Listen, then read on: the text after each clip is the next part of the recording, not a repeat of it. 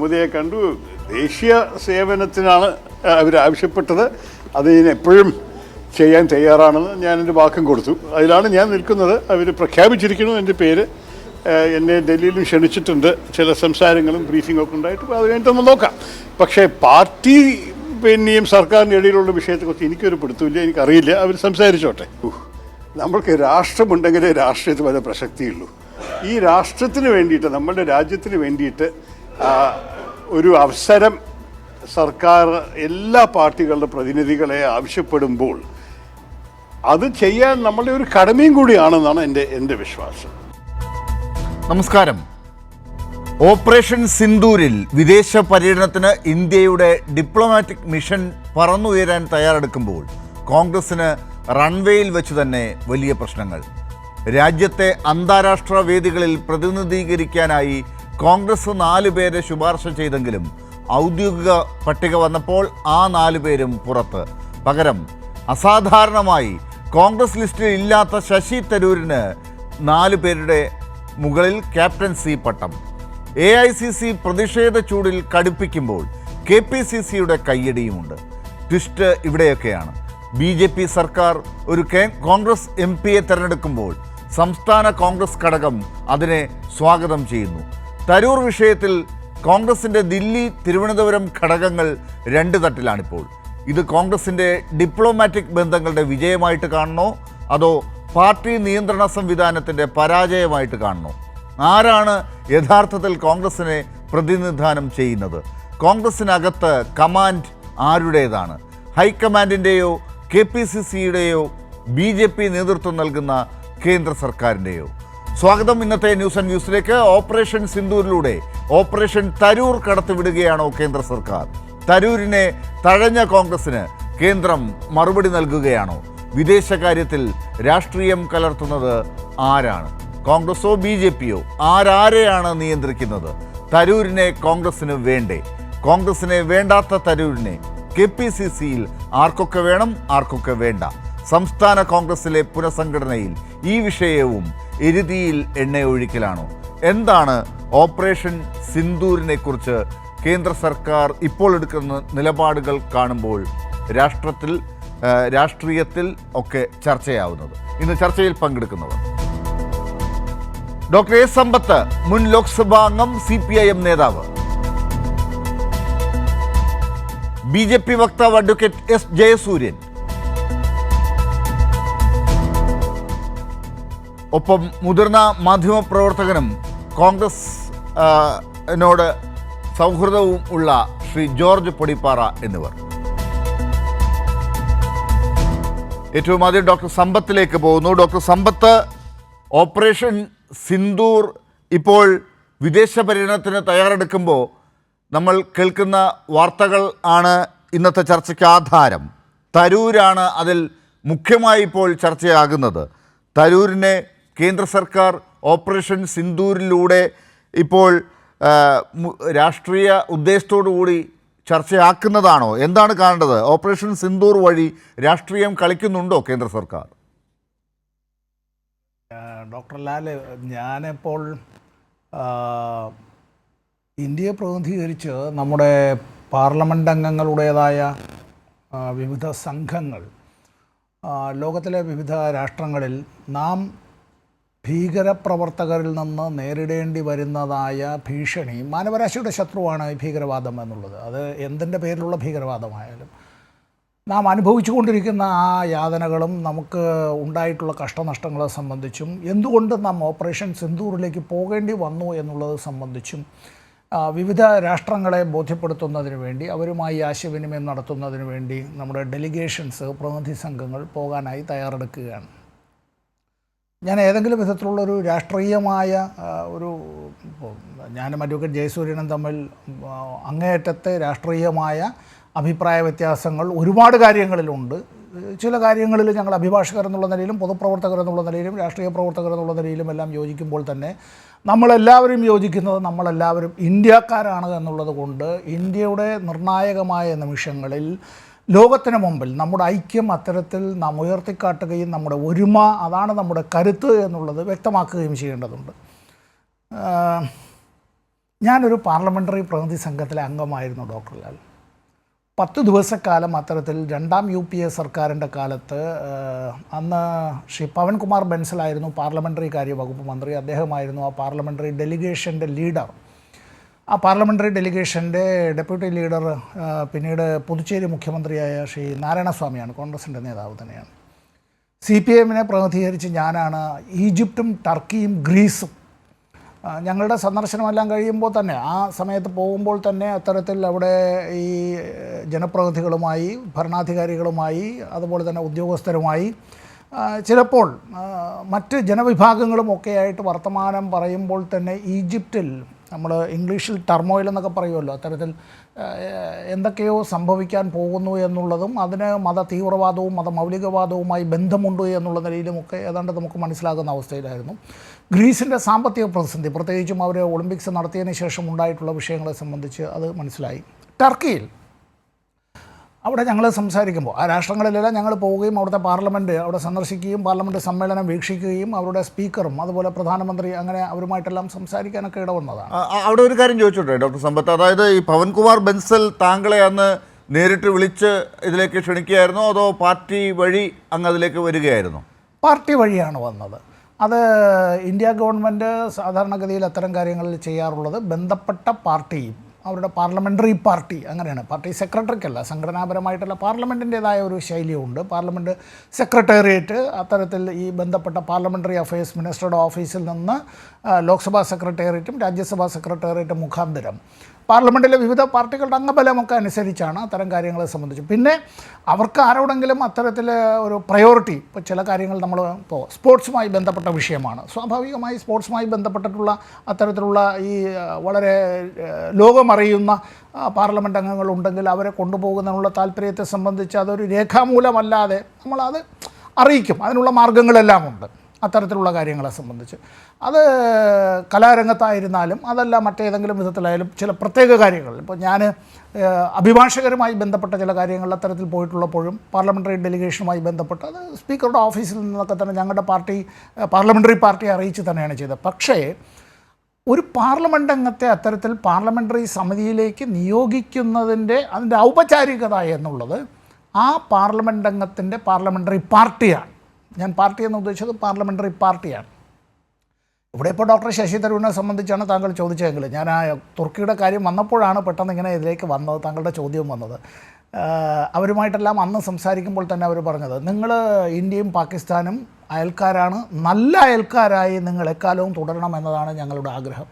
ഞങ്ങളുടെ നാട്ടിലെല്ലാം രാഷ്ട്രീയ പ്രവർത്തകരും അതുപോലെ തന്നെ ജനങ്ങളും എല്ലാം പറയുമ്പോൾ Pakistan is our brother, India is our friend. അപ്പോൾ ഞങ്ങളുടെ ഈ ബ്രദറും ഫ്രണ്ടും എക്കാലവും ഒരുമിച്ച് അത് ജനങ്ങൾ ഒരുമയോടെ കഴിയണമെന്നുള്ളത് എല്ലാ നിങ്ങളുടേതായിട്ടുള്ള അഭിപ്രായ വ്യത്യാസങ്ങളും നിങ്ങൾ പറഞ്ഞു തീർക്കണം എന്നൊക്കെയാണ് അന്ന് അവർ പറഞ്ഞത്. അപ്പോൾ ഞാൻ ആ 3 രാഷ്ട്രങ്ങളിലെ ഈ യാത്രയെ സംബന്ധിച്ച് പറഞ്ഞതിൽ ഇപ്പോൾ ഡോക്ടർ ശശി തരൂരിനെ സംബന്ധിച്ചുള്ളതിൽ അദ്ദേഹത്തിൻ്റെ ഒരു ഇപ്പോൾ അഡ്വക്കേറ്റ് ജയസൂര്യ പറയുമ്പോൾ അദ്ദേഹം പറയും അത് ലോകത്തിൽ അങ്ങനെ അറിയപ്പെടുന്ന ഈ ഒരു നയതന്ത്ര രംഗത്ത് പരിചയമുള്ള അവഗാഹമുള്ള, ശരിയാണ്, അങ്ങനെയുള്ള ഇൻ്റർനാഷണൽ റിലേഷൻസുമായി ബന്ധപ്പെട്ടുള്ള മറ്റു പല കാര്യങ്ങളിലുമൊക്കെ അദ്ദേഹത്തിൻ്റെ ഒരു മുഖം അത്തരത്തിൽ നമുക്ക് അവിടെ അത് അഭികാമ്യമായിരുന്നു എന്ന് വ്യക്തിപരമായ എൻ്റെ അഭിപ്രായം. പക്ഷേ ഒരു രാഷ്ട്രീയ പാർട്ടിയുടെ പാർലമെൻ്ററി പാർട്ടിയാണ് ആരൊക്കെ അത്തരത്തിൽ ഈ പ്രതിനിധി സംഘത്തിൽ ഉണ്ടായിരിക്കണമെന്ന് ഔപചാരികമായി അറിയിക്കേണ്ടത്. അല്ല, ഇനിയിപ്പോൾ അഥവാ ഡോക്ടർ സമ്പത്ത് പറഞ്ഞതുപോലെ തന്നെ മുൻ അനുഭവങ്ങൾ നമുക്കുണ്ടല്ലോ, ഇനി അഥവാ ഡോക്ടർ ശശി തരൂരിന് വേണമെങ്കിൽ അത് ആവശ്യപ്പെടാമായിരുന്നല്ലോ കോൺഗ്രസിനോട്, അവർക്ക് വേണമെങ്കിൽ. സാധാരണ ഞാനിപ്പോൾ പറഞ്ഞത് ഇത് നിയമവും ചട്ടവും ഒന്നും അല്ല ഡോക്ടർ ലാലേ, ഇത് ഒരു പാർലമെൻറ്റിൻ്റെ, നമ്മുടെ രാഷ്ട്രത്തിൻ്റെ പാർലമെൻറ്റിൻ്റെ ഒരു കീഴ്വഴക്കം എന്നുള്ളത് പറഞ്ഞു വന്നേ ഉള്ളൂ. ഇപ്പോൾ മുൻകാലങ്ങളിലാണെങ്കിൽ ഇന്ത്യയുടെ പ്രധാനമന്ത്രിമാർ ലോകത്തിലെ വിവിധ രാഷ്ട്രങ്ങൾ സന്ദർശിക്കുന്ന വേളയിൽ പാർലമെൻറ്റിലെ പ്രധാനപ്പെട്ട പല പാർട്ടികളുടെയും നേതാക്കളെ അല്ലെങ്കിൽ പ്രതിനിധികളെ അവരുടെ പാർലമെൻ്ററി പാർട്ടി നിയോഗിക്കുന്നതനുസരിച്ച് അവരുണ്ടാവും. പ്രധാനമന്ത്രിയുടെ പാർട്ടിയെയും പ്രധാനമന്ത്രിയെയും നാട്ടിലും പാർലമെൻറ്റിലും അതിനിശിതമായി വിമർശിക്കുന്ന പ്രതിപക്ഷ പാർട്ടികളുടെ നേതാക്കന്മാരടക്കം, ആ പാർലമെൻറ്റ് അംഗങ്ങളടക്കം അവരുടെ കക്ഷി രാഷ്ട്രീയത്തിനപ്പുറമായി അത്തരത്തിൽ പല രാഷ്ട്രങ്ങളിലും ചെല്ലുമ്പോൾ അവർ തന്നെ അത്ഭുതപ്പെട്ടു പോയിട്ടുണ്ട്. അപ്പോൾ നമ്മുടെ നാട്ടിലെ ഭരണാധികാരികൾ, പ്രധാനമന്ത്രി ഉൾപ്പെടെ എല്ലാം പറഞ്ഞിട്ടുള്ളത്, you see this is the beauty of Indian democracy, Indian ജനാധിപത്യത്തിൻ്റെ സൗന്ദര്യമാണിത്. You see this is the strength of Indian democracy. നിങ്ങൾ കാണുമോ? ഇത് ഇന്ത്യൻ ജനാധിപത്യത്തിൻ്റെ കരുത്താണ് എന്നുള്ളത്. Yes. അതാണ് വാസ്തവത്തിൽ ഉണ്ടായിരുന്നത്. അതിലൊക്കെ പിന്നീട് ഇപ്പോൾ ശ്രീ നരേന്ദ്രമോദി പ്രധാനമന്ത്രിയായതിനു ശേഷം അക്കാര്യത്തിലൊക്കെ മാറ്റം വന്നിട്ടുണ്ടെങ്കിൽ അതൊക്കെ പുനഃപരിശോധിക്കേണ്ടത് അവർ തന്നെയാണെന്ന് മാത്രമേ എനിക്ക് അഭ്യർത്ഥിക്കാൻ. അഡ്വക്കേറ്റ് എസ് ജയസൂര്യൻ, അവിടെയാണ് ഞാൻ താങ്കളിലേക്ക് വരുന്നത്. ഇപ്പോൾ ഡോക്ടർ സമ്പത്ത് പറഞ്ഞതുപോലെ സൗന്ദര്യമോ ശക്തിയോ വർദ്ധിപ്പിക്കാൻ വേണ്ടി ശശി തരൂർ തന്നെ വേണം കോൺഗ്രസിൽ നിന്ന് എന്ന് BJP സർക്കാരിന്, കേന്ദ്ര സർക്കാരിന് തോന്നിയത് എന്തുകൊണ്ടാണ്? ഓപ്പറേഷൻ സിന്ദൂർ ഓപ്പറേഷൻ തരൂർ ആയി മാറിയോ എന്ന് സംശയിക്കുന്നവർക്ക് മറുപടി ഉണ്ടോ?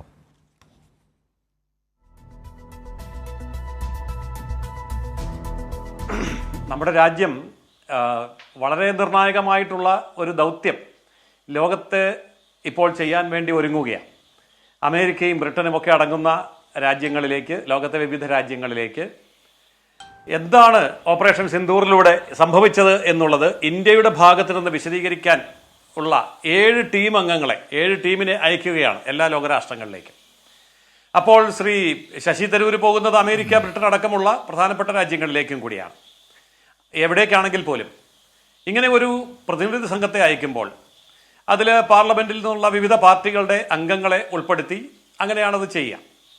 അങ്ങനെ ചെയ്യുന്ന സമയത്ത് നമ്മൾ പ്രതീക്ഷിക്കുന്നത് ഒരു രാജ്യം ഒരു പ്രതിനിധി സംഘത്തെ അയക്കുമ്പോൾ ആ രാജ്യത്തെ ഏറ്റവും മികച്ച വ്യക്തികളെ, ഏത് പാർട്ടിയിൽ നിന്നെടുത്താലും ആ പാർലമെന്റ് അംഗങ്ങളിലെ ഏറ്റവും മികച്ച വ്യക്തികളെ തിരഞ്ഞെടുത്ത് അവരെ ഒരു ടീമാക്കി ലോകത്തിൻ്റെ മുമ്പിലേക്ക് അയക്കുക എന്നുള്ളതാണ് ഒരു ഗവൺമെൻറ് ചെയ്യേണ്ട ഏറ്റവും ഗൗരവമുള്ള ഒരു വിഷയം. പ്രാഥമികമായ ഒരു കാര്യവും അതുതന്നെയാണ്. അങ്ങനെ ചെയ്യുമ്പോൾ 2 രീതിയിൽ ചെയ്യാം. ഒന്ന്, പാർട്ടിയോട് ആവശ്യപ്പെടുന്നു, പാർട്ടി തരുന്നു, പാർട്ടി തരുന്നവരെ ആരാണേലും ആ പാർട്ടി തന്നതല്ലേ എന്ന് കരുതി നമുക്ക് അയക്കാം. പക്ഷേ അങ്ങനെ അയക്കുമ്പോൾ വേറൊരു കാര്യം കൂടിയുണ്ട്. പാർട്ടി തന്നു, പാർട്ടി പറയുന്ന ആൾ എന്നതിനേക്കാൾ ഉപരി രാജ്യം ഉദ്ദേശിക്കുന്ന ലക്ഷ്യം ആഗോള രംഗത്ത് വളരെ വ്യക്തമായി നടപ്പിലാക്കാൻ ശേഷിയും ശേമുഷിയുമുള്ള ആൾക്കാരെ അയക്കുക എന്നുള്ളത് പാർട്ടി തന്നെ ചെയ്യേണ്ട ഒരു കാര്യമാണ്. പാർട്ടി അങ്ങനെ ചെയ്യുന്നില്ലെങ്കിലോ? അപ്പോൾ ഗവൺമെന്റ് ആ കാര്യത്തിൽ അതിൽ നിന്ന് നല്ല ആൾക്കാരെ തിരഞ്ഞെടുക്കേണ്ടി വരും. ജയസൂര്യൻ, ഇപ്പോ താങ്കൾ പറഞ്ഞ ഈ മികവുകളൊക്കെ ഉള്ള ആളാണ് ഡോക്ടർ ശശി തരൂർ എന്ന് നിങ്ങൾക്ക് ബോധ്യപ്പെട്ടത് എപ്പോൾ മുതലാണ്?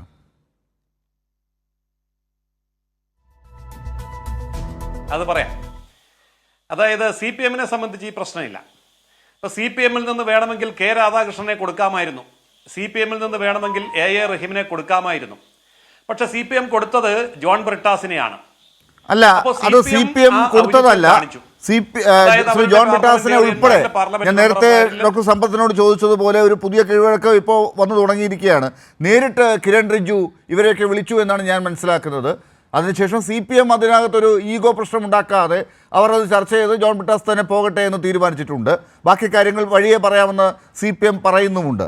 ഇപ്പോൾ കോൺഗ്രസിൻ്റെ കാര്യത്തിൽ അത്തരത്തിൽ ഒരു നടപടി ഉണ്ടായിട്ടില്ല, കോൺഗ്രസുമായിട്ട് സംസാരിച്ചിട്ടില്ല. ഈ പറഞ്ഞതുപോലെ ബ്രിട്ടാസിൻ്റെ കാര്യത്തിൽ വന്നതുപോലെ തന്നെയാണ് കോൺഗ്രസിൻ്റെ കാര്യത്തിലും ശശി തരൂരിനെയും സൽമാൻ ഖുർഷിദിനെയും മനീഷ് തിവാരിയെയും ഒക്കെ വിളിക്കുകയായിരുന്നു, അങ്ങോട്ട് വിളിക്കുകയായിരുന്നു.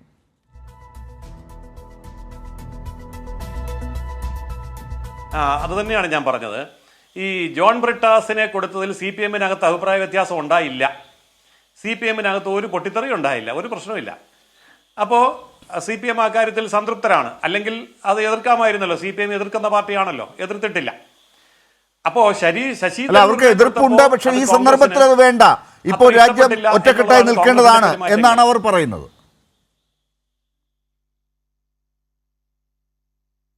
അതെ അതെ, അവർ പറയുന്നത്. അപ്പോൾ എന്തുകൊണ്ടാണ് BJP അങ്ങനെ ഒരു തീരുമാനമെടുത്തത്, ഗവൺമെന്റ് അങ്ങനെ ഒരു തീരുമാനമെടുത്തത്? കാരണം ഇതാണ്, ഏറ്റവും മികച്ച ആൾക്കാർ വേണം. ആരാണ് ശശി തരൂർ? ശശി തരൂർ എന്ന് പറയുന്നത് വിദേശകാര്യ സ്റ്റാൻഡിംഗ് കമ്മിറ്റി ചെയർമാനാണ്. വിദേശകാര്യ സ്റ്റാൻഡിംഗ് കമ്മിറ്റി ചെയർമാൻ ആക്കുന്ന സമയത്ത് കോൺഗ്രസിന് എതിർപ്പുണ്ടായിരുന്നില്ല. കോൺഗ്രസ് അല്ലെങ്കിൽ അന്ന് തന്നെ എതിർക്കേണ്ടതാണ്. ഇയാൾ വിദേശ സ്റ്റാൻഡിംഗ് കമ്മിറ്റി ചെയർമാൻ ആകാനുള്ള യോഗ്യതയൊന്നുമില്ല, വിദേശത്ത് പോകാൻ കഴിവുള്ള വേറെ വലിയ വലിയ ആൾക്കാർ കോൺഗ്രസിലുണ്ട്, എന്ന് കോൺഗ്രസ് പറഞ്ഞിട്ടില്ല, ഇന്ന് വരെ പറഞ്ഞിട്ടില്ല. അല്ല, അഡ്വക്കേറ്റ് ജയസൂര്യൻ, നമുക്കിപ്പോ ബ്രിട്ടാസിനെ കുറിച്ച് പറഞ്ഞ അതേ യോഗ്യതകൾ വെച്ചിട്ടാണ് താങ്കൾ ഇപ്പോ ഈ കാര്യങ്ങളൊക്കെ ന്യായീകരിക്കാൻ ശ്രമിക്കുന്നതെങ്കിൽ ബ്രിട്ടാസ് രാജ്യസഭയിലെ CPM-ന്റെ നേതാവാണ്, അതുകൊണ്ടാണ് അദ്ദേഹത്തെ വിളിച്ചത് എന്ന് പറയാം. ഇപ്പോ ഈ പറയുന്ന കോൺഗ്രസിന്റെ നേതാക്കളെ ഒരു മിനിറ്റ് ജയസൂര്യൻ കേൾക്കൂ. ശശി തരൂരിനെ ആ കാര്യത്തിൽ ഉൾപ്പെടുത്തിയത് ജയസൂര്യൻ താങ്കൾ കേൾക്കൂ. കാണേണ്ട യാതൊരു ആവശ്യവുമില്ല, അത് രാഷ്ട്രീയപരമായിട്ടുള്ള നീക്കമല്ല. ശരി ജയസൂര്യൻ, അതായത് കോൺഗ്രസിന്റെ നേതാക്കൾ ഇപ്പോൾ ആനന്ദ് ശർമ്മ, ഗൗരവ് ഗൊഗോയ്, രാജ ബ്രാർ, ഡോക്ടർ സയ്യിദ് നസീർ ഹുസൈൻ, ഇവരെയാണ് കോൺഗ്രസ് തന്നിരിക്കുന്നത്. ഈ അംഗങ്ങളെ വേണ്ട, മറ്റു 4 പേരെ ഞങ്ങൾ സെലക്ട് ചെയ്യാം എന്ന് തീരുമാനിക്കുന്നത് അത് എത്രമാത്രം യോഗ്യതയാണ്, ഇവരെക്കാൾ കൂടുതൽ നിങ്ങൾ അവരിൽ കാണുന്നത് എന്നതിന് ഒരു അളവ് മെഷീൻ ഉണ്ടായിരിക്കണമല്ലോ നിങ്ങൾക്ക്. നിങ്ങൾ എന്തുപയോഗിച്ചാണ് ഈ അളവുകോൽ നിശ്ചയിച്ചിരിക്കുന്നത്? ഏത് അളവുകോലാണത്?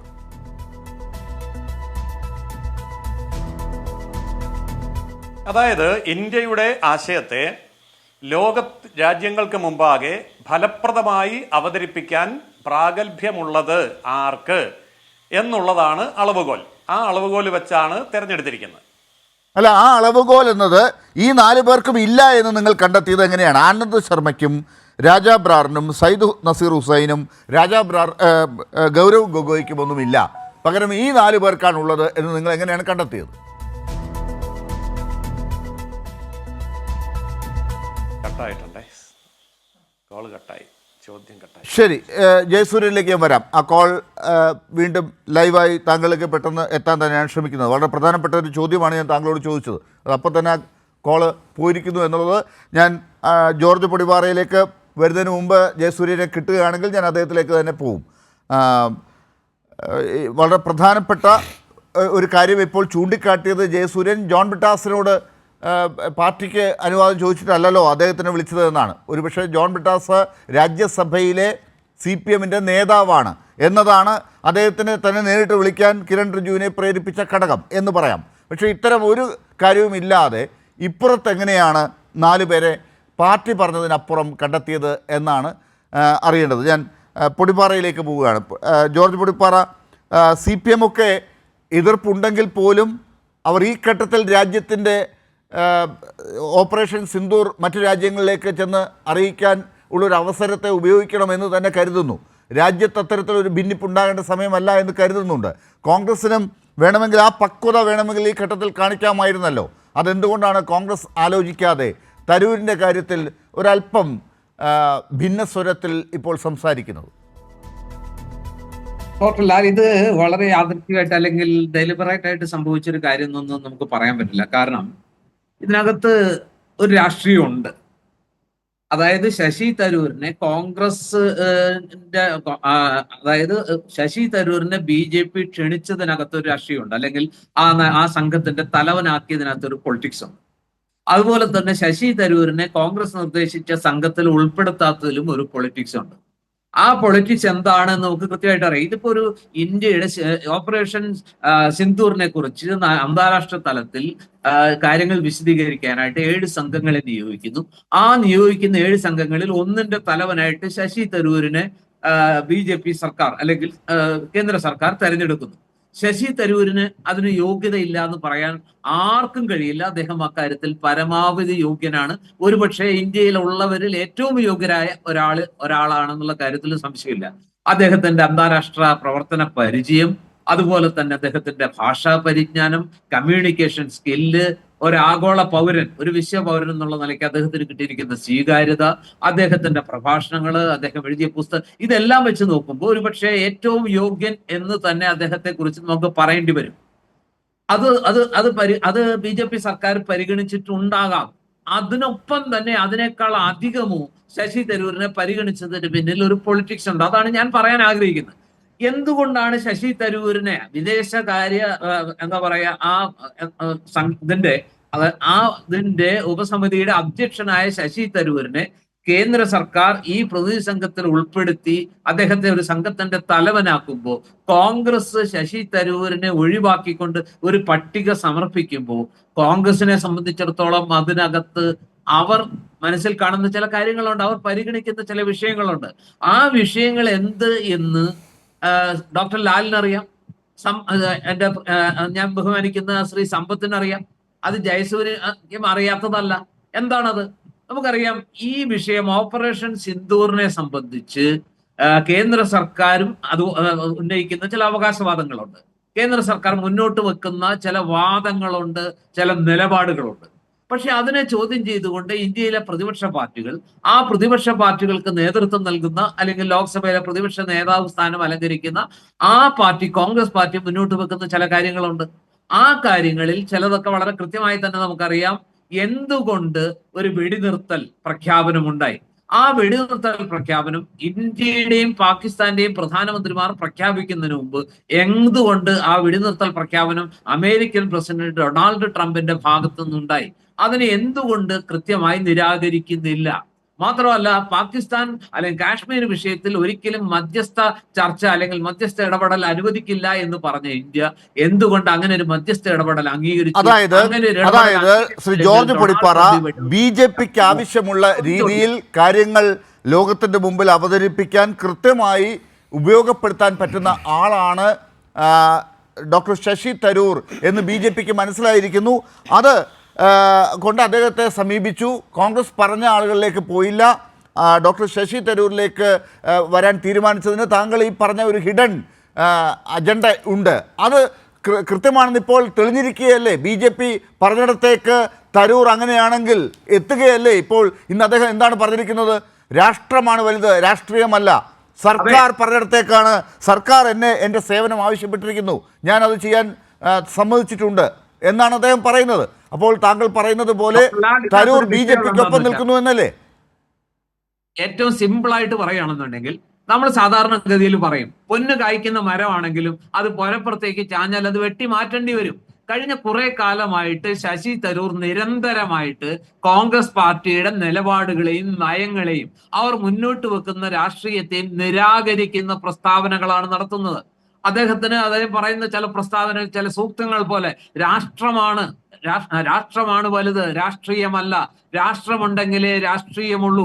യുദ്ധത്തിന്റെ കാര്യത്തിൽ ഈ ഘട്ടത്തിൽ രാഷ്ട്രം, അതായത് പ്രധാനമന്ത്രി പറയുന്നതിനൊപ്പം നിൽക്കുക, സൈന്യം പറയുന്നതിനൊപ്പം നിൽക്കുക, ചോദ്യങ്ങൾ ചോദിക്കാൻ പാടില്ല, ഒരു സർവകക്ഷി യോഗം വേണമെന്നുള്ള. പക്ഷേ ജോർജ് പൊടിപ്പാറ, ഈ ഘട്ടത്തിൽ ഒരു ഭിന്നസ്വരം ഈ ഘട്ടത്തിൽ ശശി തരൂർ ചെയ്യുന്നില്ല. ഒറ്റ മിനിറ്റ്. അങ്ങനെ വരുമ്പോ കോൺഗ്രസ് എങ്ങനെ അംഗീകരിക്കാൻ കഴിയും? ജോർജ് പൊടിപ്പാറ, അതായത് ഈ ഘട്ടത്തിൽ കോൺഗ്രസ് കരുതുന്നത് അങ്ങനെയാണോ?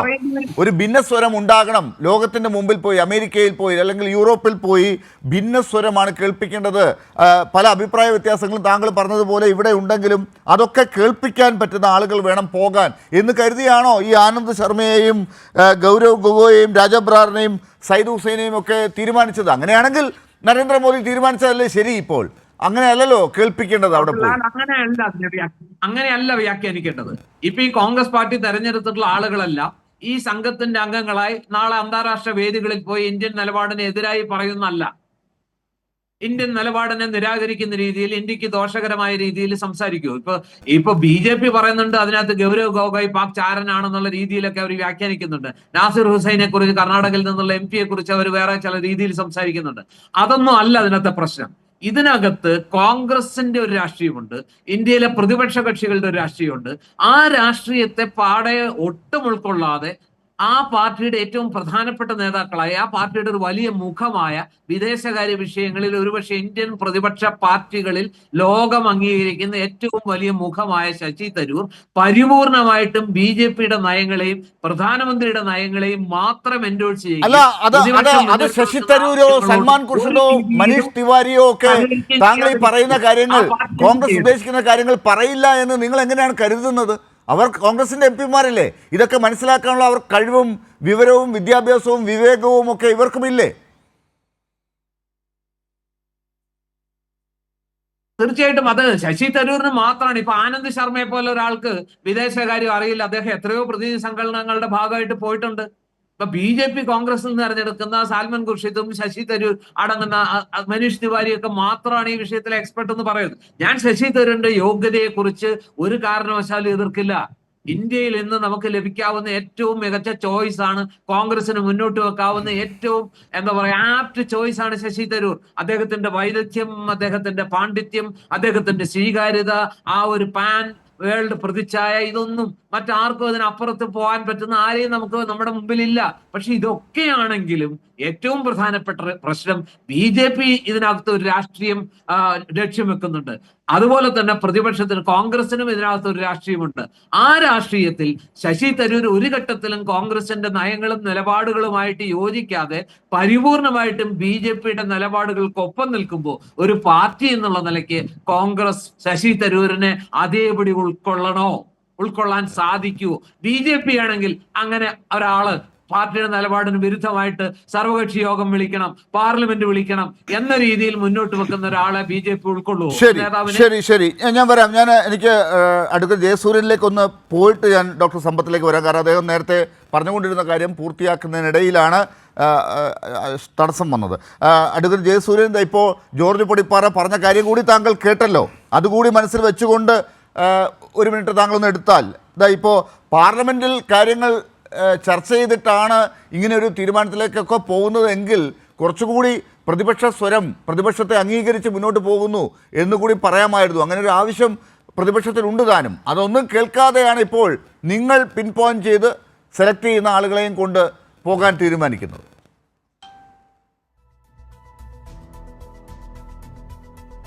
പാർലമെന്റിൽ ഈ വിഷയം ചർച്ച ചെയ്യില്ല എന്നുള്ള നിലപാട് ഗവൺമെന്റിനോ BJPക്കോ ഇല്ല. ഇപ്പോൾ മുൻഗണനാക്രമത്തിൽ ചെയ്യേണ്ട കാര്യങ്ങളിൽ മുൻഗണന കൊടുക്കേണ്ടത് ലോകത്തിന്റെ മുമ്പിൽ നമ്മുടെ കാര്യങ്ങൾ വസ്തുനിഷ്ഠമായി അവതരിപ്പിക്കുക എന്നുള്ളതാണ്. അതിനുശേഷം തീർച്ചയായിട്ടും പാർലമെന്റ് സമ്മേളനം ചേരുമല്ലോ ഉടൻ തന്നെ. അപ്പോൾ അവിടെ ചർച്ച ചെയ്യാമല്ലോ.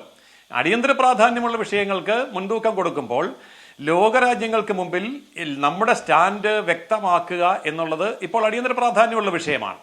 കാരണം യഥാർത്ഥത്തിൽ ഇന്ത്യയിൽ എന്ത് നടന്നു, ഇന്ത്യയും പാകിസ്ഥാനും തമ്മിലുള്ള പ്രശ്നങ്ങളുടെ അടിസ്ഥാനം എന്താണ്, നമുക്ക് ഹാജരാക്കാനുള്ള തെളിവുകൾ എന്താണ്, ഇതിന്റെ പശ്ചാത്തലം എന്താണ്, ഇതൊക്കെ ലോകത്തിന് മുമ്പിൽ വിശദീകരിക്കേണ്ട ചുമതല ഇന്ന് ഭാരതത്തിനുണ്ട്. അതാണ് പരമപ്രധാനമായി ഇപ്പോൾ ചെയ്യേണ്ടത്. അതുകൊണ്ട് ആ കാര്യത്തിന് മുൻതൂക്കം കൊടുക്കുന്നു. പക്ഷെ അക്കാര്യങ്ങൾ എന്തൊക്കെയാണെന്ന് തീരുമാനിച്ചിട്ടില്ല, പറഞ്ഞിട്ടില്ല, ഇതൊന്നും അറിയിച്ചിട്ടില്ല എന്ന് ജോൺ ബ്രിട്ടാസ് ഉൾപ്പെടെ പരാതി പറഞ്ഞിട്ടുണ്ട്. ഇന്ന് മാധ്യമങ്ങൾക്ക് മുമ്പിൽ പറഞ്ഞത് നമ്മൾ കേട്ടതാണ്. പക്ഷേ ഈ ഘട്ടത്തിൽ ലോകത്തിൻ്റെ മുമ്പിൽ മറ്റൊരു പ്രതിച്ഛായ ഉണ്ടാകാതിരിക്കാൻ വേണ്ടിയിട്ടാണ് CPM ഇപ്പോൾ ഈ ഘട്ടത്തിൽ ഒരു എതിർപ്പ് പ്രകടിപ്പിക്കാതെ നിങ്ങൾ പറഞ്ഞ ആളുകളെ തന്നെ, അതായത് നേതാക്കളെ തന്നെ കൊണ്ടുപോകാൻ തീരുമാനിക്കുന്നത്. പക്ഷേ എന്താണ് കാര്യങ്ങൾ എന്നുള്ളത് നിങ്ങൾ പറയുമ്പോൾ ഇപ്പോൾ കോൺഗ്രസിനും ചില റിസർവേഷൻസ് ഉണ്ട് എന്നാണ് ഇപ്പോൾ ജോർജ് പൊടിപ്പാറ പറഞ്ഞത്. അപ്പോൾ അത്തരം കാര്യങ്ങളൊക്കെ ചർച്ച ചെയ്ത് അല്ലേ മുന്നോട്ട് പോകേണ്ടത്?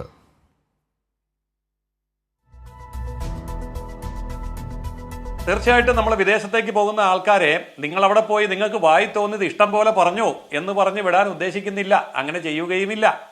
അപ്പോൾ വിദേശത്തേക്ക് പോകുന്നതിന് മുമ്പ് കൃത്യമായും എന്താണ് വിദേശത്ത് അവതരിപ്പിക്കേണ്ടത് എന്നതിനെ സംബന്ധിച്ച് ഈ പോകുന്ന 7 സംഘാംഗങ്ങൾക്കും കൃത്യമായ ഒരു രൂപം നൽകി തന്നെ ആയിരിക്കും ഗവൺമെന്റ് അയക്കുക. ആ കാര്യത്തിൽ അവരുമായി എല്ലാവരുമായും ചർച്ച ചെയ്ത് അവരുടെ കാര്യങ്ങളെ ബോധ്യപ്പെടുത്തല്ലാതെ വിദേശത്തേക്ക് വിടാൻ പറ്റില്ലല്ലോ. തീർച്ചയായിട്ടും അങ്ങനെയുള്ള വ്യക്തമായൊരു ധാരണ ഈ 7 ടീമിനും കൊടുക്കും, അംഗങ്ങൾക്കും കൊടുക്കും, ലീഡേഴ്സിനും കൊടുക്കും. പക്ഷേ ഡോക്ടർ സമ്പത്ത്, ഈ തരൂരിൻ്റെ വിഷയമാണ് ഇവിടെ പ്രത്യേകിച്ച്. ബാക്കി എല്ലാ ആളുകളും ഈ പറഞ്ഞ കാര്യത്തിൽ തരൂർ ഉൾപ്പെടെ എല്ലാ യോഗ്യതകളും ഉള്ള ആളുകളാണ് എന്ന് പറയുമ്പോൾ തന്നെ കോൺഗ്രസിനൊരു വല്ലാത്ത സംശയമുണ്ട്. തരൂരിൻ്റെ കാര്യത്തിൽ BJP മറ്റു പലതും ഉദ്ദേശിക്കുന്നുണ്ട് എന്ന്. അതാണിപ്പോൾ പൊടിപ്പാറ പോലും അത് തുറന്നു പറഞ്ഞത്. അക്കാര്യത്തിൽ സംശയത്തിന് സ്ഥാനമുണ്ട് എന്ന് കാണേണ്ടതുണ്ടോ? ഞാൻ എന്തായാലും മറ്റേതെങ്കിലും ഒരു രാഷ്ട്രീയ കക്ഷിയുടെ സംഘടനാപരമായിട്ടുള്ള കാര്യങ്ങളെക്കുറിച്ച് പറയാൻ ആളല്ല. അത് കോൺഗ്രസ് ആയാലും ശരി, BJP ആയാലും ശരി. എന്നാൽ ഇവിടെ ഒരു കാര്യം, അഡ്വക്കേറ്റ് ജയസൂര്യൻ പറഞ്ഞ വിഷയവുമായി ബന്ധപ്പെട്ട് ഞാനൊരു കാര്യം സൂചിപ്പിക്കാൻ ആഗ്രഹിക്കുകയാണ്. നമ്മൾ ഈ വിദേശ പര്യടനത്തിന് വിദേശത്തെ വിവിധ രാഷ്ട്രങ്ങളിലെ ബന്ധപ്പെട്ട അധികൃതരുമായി, ജനപ്രതിനിധികളായിരിക്കുമല്ലോ, ഭരണാധികാരികൾ, ഉദ്യോഗസ്ഥർ തലത്തിലൊക്കെ ഉള്ള, നമ്മളിതിൽ ഉദ്യോഗസ്ഥരായിട്ടുള്ള ചിലരും ഉണ്ടാവും. അപ്പോൾ ഈ പാർലമെൻ്ററി ഡെലിഗേഷൻ പോകുന്നത്, ആ പാർലമെൻ്ററി ഡെലിഗേഷൻ്റെ എങ്ങനെയാണ്, അത് പാർലമെൻ്ററി ഡെലിഗേഷനാണ്.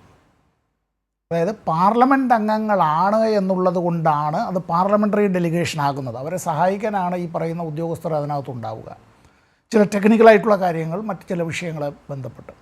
അപ്പോൾ എം പിമാരായിട്ടുള്ള എല്ലാവരും ഇതിന് യോഗ്യർ തന്നെയാണ്.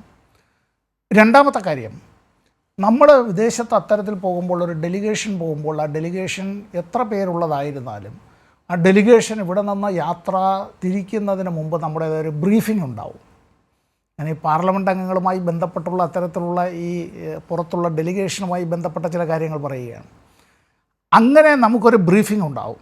നമ്മൾ എന്താണ് നമ്മുടെ ഒബ്ജക്റ്റീവ്സ്, നമ്മൾ ഇക്കാര്യത്തിൽ എന്താണ് നമ്മുടെ സ്ട്രാറ്റജി, നമ്മൾ ഇക്കാര്യത്തിൽ അവിടെ എടുക്കേണ്ടതായ സ്റ്റാൻഡ് എന്താണ്. നമുക്ക് അപ്പുറത്ത് പല രാജ്യങ്ങളിൽ നിന്നും നമ്മുടെ ഡെലിഗേഷനോട് ചില ചോദ്യങ്ങൾ, ചില ക്വറീസ് ഉണ്ടാവാം. ഇപ്പോൾ ഒരു ഉദാഹരണം ഞാൻ പറയാം. ചിലയിടത്ത് ചെല്ലുമ്പോൾ മൗലാന മസൂദ് അസറുമായി ബന്ധപ്പെട്ട ചില വിഷയത്തെ സംബന്ധിച്ച് നമ്മളോട് ചോദ്യം ഉണ്ടാവാം. ഐക്യരാഷ്ട്രസഭ ഭീകരനായ കുറ്റവാളിയായി പ്രഖ്യാപിച്ചിട്ടുള്ള ഒരാളാണല്ലോ. ഇന്ത്യയുടെ തടവറയിൽ നിന്ന് മോചിപ്പിക്കേണ്ടി വന്നത് തന്നെ 1999 അല്ലേ ഡോക്ടർ ലാലെ? 1999 നമ്മുടെ ഇന്ത്യൻ എയർലൈൻസിൻ്റെ IC 814 വിമാനം തട്ടിക്കൊണ്ടുപോയി കണ്ടഹാറിൽ ഇറക്കിയതുമായി ബന്ധപ്പെട്ട് അങ്ങനെ തുറന്നുവിടേണ്ടി വന്നതാണ്. പാകിസ്ഥാനിലാണ്. ലോകത്തിലെ എത്രയോ രാഷ്ട്രങ്ങൾ ഈ പറയുന്ന കൊടുംകുറ്റവാളിയെ അവർ വിലക്കിയിട്ടുള്ളതാണ്. എല്ലാ അദ്ദേഹവുമായി ബന്ധപ്പെട്ട, ഞാൻ അദ്ദേഹം എന്നൊരു പദം സഭ്യമായി ഉപയോഗിച്ചത് മാത്രമാണ് കേട്ടോ, എത്ര ഭീകരവാദിയായാലും അത് വിലക്കിയിട്ടുള്ള. ജെയ്ഷെ മുഹമ്മദ് അതിൻ്റെ മുമ്പിലുള്ള അതിന് നേരത്തെ പേരുണ്ടായിരുന്നു, പിന്നീട് ആ പേര് മാറ്റി പാമ്പ് ചട്ടം മാറ്റുന്നത് പോലെ ഇതുമായി ബന്ധപ്പെട്ട ഒരുപാട് അനുബന്ധ കരങ്ങളുണ്ട്. പാർലമെൻറ്റിലേക്ക് നടന്ന ഭീകരാക്രമണം ഉൾപ്പെടെയുള്ള പലതിലും. അപ്പോൾ ഇന്ത്യക്ക് വിട്ടുകിട്ടണം. അപ്പോൾ ഇതുമായി ബന്ധപ്പെട്ടുള്ള ചർച്ചകൾ പലയിടത്തും ഉണ്ടാവും. നമ്മളുമായി ഇതേ ട്രാക്കിൽ നമ്മളോടൊപ്പം അങ്ങനെ നിൽക്കുന്നതായിട്ടുള്ള നിരവധി രാഷ്ട്രങ്ങളുണ്ട്. ഞാനിത് പറയുന്നതിൻ്റെ കാരണം എന്താണെന്ന് വെച്ചാൽ, മറ്റ് രാഷ്ട്രീയം അല്ല. അങ്ങനെയാണെങ്കിൽ എനിക്കും ശ്രീ ജയസൂര്യനും തമ്മിൽ ഒരുപാട് തർക്കങ്ങൾ നടത്താൻ ചിലപ്പോൾ ശ്രീ ജോർജ് പൊടിപ്പാറയുമായിട്ടും എനിക്ക് അഭിപ്രായ വ്യത്യാസം വരാം. ഞാൻ പറയാൻ കാരണം, നമ്മൾ ഈ വിഷയം ഉണ്ടായപ്പോൾ പരസ്യമായി ശക്തമായി ഇന്ത്യയോടൊപ്പം നിന്ന രാഷ്ട്രം എന്നത് റഷ്യയാണ്. Russian federation. ഇന്നത്തെ റഷ്യ എന്നുള്ളത് പഴയ സോവിയറ്റ് യൂണിയനൊന്നും അല്ല, അന്നത്തെ ഒരവസ്ഥയുമല്ല. പക്ഷേ റഷ്യയാണ് ഇക്കാര്യത്തിൽ ഇന്ത്യയോട്, മുമ്പ് ഓർക്കണം 1971 അന്ന് സോവിയറ്റ് യൂണിയൻ നിലവിലുണ്ടായിരുന്നപ്പോൾ ആ സോവിയറ്റ് യൂണിയൻ ലോക രാഷ്ട്രീയ രംഗത്ത് അമേരിക്കയ്ക്ക് ബദലായി നിൽക്കുകയും ഐക്യരാഷ്ട്രസഭയിൽ എടുത്ത നിലപാടും ഇന്ത്യയിലേക്ക് 7ാം കപ്പൽപ്പടയെ അങ്ങനെ അമേരിക്കൻ പ്രസിഡൻറ്റിൻ്റെ ഉത്തരവനുസരിച്ച് വരാനായി അവരുടേതായിട്ടുള്ള ആ എല്ലാ ഒരുക്കങ്ങളും നടത്തി യാത്ര ആരംഭിച്ചപ്പോൾ അത് ചെറുക്കുന്ന നിലയിലേക്ക് സോവിയറ്റ് യൂണിയൻ്റെ കരുത്ത്. സോവിയറ്റ് യൂണിയൻ തകർന്നതിൽ ആഹ്ലാദിച്ചവരും സോവിയറ്റ് യൂണിയൻ തകർന്നത് കൊണ്ടെല്ലാം നശിച്ചു, അതുകൊണ്ട് അങ്ങനെ ഞങ്ങളെ വിമർശിച്ചവരും ഈ പാർട്ടി പിരിച്ചുവിടാത്തതെന്തെന്ന് ചോദിച്ചവരും അടക്കമുണ്ട് എന്നറിയുമ്പോൾ നമ്മൾ ഇന്ന് ജീവിച്ചിരിക്കുന്നതിൻ്റെ പ്രധാനപ്പെട്ട കാരണമെന്നത് നമ്മുടെ ഉത്തമ സുഹൃത്തെന്ന് സോവിയറ്റ് യൂണിയൻ ഉണ്ടായിരുന്നതുകൊണ്ടാണ്. ലോകത്തിലെ എത്ര രാഷ്ട്രങ്ങൾ ഇപ്പോൾ ഈ പറയുന്നതായിട്ടുള്ള വിഷയത്തിൽ ഇന്ത്യയോടൊപ്പം പൂർണ്ണ മനസ്സോടുകൂടി അത്തരത്തിൽ പ്രസ്താവന ഇറക്കാനോ നിൽക്കാനോ ഉണ്ടായി എന്നുകൂടി നമ്മൾ ആലോചിക്കണം. ഇവിടെ US എടുത്തിട്ടുള്ളൊരു നിലപാടുണ്ട്. US എടുത്തിട്ടുള്ള നിലപാട് എന്നുള്ള കച്ചവടത്തിൻ്റെ നിലപാടാണ്. അമേരിക്കൻ പ്രസിഡന്റ് ട്രംപ് ഖത്തറിൽ അദ്ദേഹത്തിനായി ഒരു പ്രത്യേക വിരുന്ന്, ഖത്തറിലെ നമ്മളും ഖത്തറുമായി നല്ല ബന്ധമാണുള്ളത്, ഭരണാധികാരി ഒരുക്കി. അവിടെ ഒരുക്കിയതായ ആ പ്രത്യേക വിരുന്നിൽ ഒരു പ്രത്യേക പ്രതിനിധിയായി ഉണ്ടായിരുന്നത് ഇന്ത്യയിൽ നിന്ന് അംബാനിയായിരുന്നു. ഇന്ത്യയിൽ മറ്റ് വ്യവസായികളൊക്കെ ഉണ്ട് എന്നുള്ളൊരു കാര്യം, അംബാനിയായിരുന്നു അതിലൊരു പ്രതിനിധിയായിട്ടുണ്ടായിരുന്നത്. ഇപ്പോൾ നേരത്തെ ശ്രീ പൊടിപ്പാറ സൂചിപ്പിച്ചതുപോലെ ഈ യുദ്ധവുമായി ബന്ധപ്പെട്ട ചില വിഷയങ്ങളിൽ US-ൻ്റെ താൽപ്പര്യങ്ങൾ എന്നത് നമ്മൾ ഒരു കാരണവശാലും മറന്നു പോകരുത്. പാകിസ്ഥാനിൽ കേന്ദ്രീകൃതമായ, അവിടെ കേന്ദ്രീകരിച്ചിട്ടുള്ള ഈ ഭീകരവാദം, ആ ഭീകരവാദത്തിൻ്റേതായ മുട്ടകൾ പൊട്ടുന്നത്, അത് പ്രസരിക്കുന്നത്, അതിൻ്റേതായിട്ടുള്ള എല്ലാ ഭീഷണിയും ഉണ്ടാകുമ്പോൾ ആളുകൊണ്ട്, അർത്ഥം കൊണ്ട്, പ്രചരണം കൊണ്ട് ഒക്കെ അന്തർദേശീയ തലത്തിൽ മറ്റു വിധത്തിലുള്ള ഈ പിന്നാമ്പുറത്തിൽ കൂടിയുള്ള മറ്റു സഹായങ്ങൾ ഒക്കെയായി വേറെ പലരും ഉണ്ട് എന്ന് നമ്മൾ മറന്നു പോകരുത്. ഇപ്പം നമ്മൾ ഇന്ത്യക്ക് പുറത്തേക്ക് പോകുമ്പോൾ ഈ ഡെലിഗേഷൻ പുറത്ത് പോയി തിരിച്ചു വന്നാൽ അവർക്കൊരു ഡീബ്രീഫിംഗ് ഉണ്ടാവും. പുറത്ത് നമ്മൾ അത്തരത്തിൽ അവരുമായി ചർച്ച ചെയ്തു, അതെല്ലാം വന്ന മീഡിയയോട് പറയാനുള്ള കാര്യങ്ങളൊന്നും അല്ല. ഞാൻ തന്നെ തുറന്നു പറയാം ഡോക്ടർ ലാലെ, ഞാൻ പാർലമെൻറ്റിൻ്റെ കമ്മിറ്റികളിൽ ഉണ്ടായിരുന്ന സമയത്ത്, പ്രത്യേകിച്ചും പ്രതിരോധ സ്റ്റാൻഡിംഗ് കമ്മിറ്റിയുമായി ബന്ധപ്പെട്ട് പ്രവർത്തിച്ചിരുന്ന സമയത്ത് ഞങ്ങൾ അറിഞ്ഞതും ഞങ്ങൾ കണ്ടതും ഞങ്ങൾ കേട്ടതും ഞങ്ങൾക്ക് കൃത്യമായി മനസ്സിലായതുമായ കാര്യങ്ങൾ ജീവിതാവസാനം വരെയും പലതും ആരുമായും പങ്കുവയ്ക്കാൻ കഴിയുന്നതല്ല. ഒറ്റ ഉദാഹരണം പറയാം. ആ കാലത്ത് തന്നെ 1996 ഞാൻ 14ാം ലോക്സഭയിൽ അംഗമായിരിക്കുന്ന വേളയിൽ തന്നെ അറിയാമായിരുന്നൊരു കാര്യം, ഇന്ത്യ ആണവോർജ്ജത്തിൽ പ്രവർത്തിക്കുന്ന സബ്മറൈൻ നിർമ്മിച്ചു കൊണ്ടിരിക്കുകയാണ് എന്ന് ഞങ്ങൾക്കറിയാം. ഏതാണ്ട് എത്ര വരെ എത്തിയെന്നും ഞങ്ങൾക്കറിയാം. ഏതാണ്ട് എന്ന് അത് നീറ്റിലിറക്കും എന്ന് ഞങ്ങൾക്ക് ഏകദേശം ഉറപ്പുണ്ടായിരുന്നു.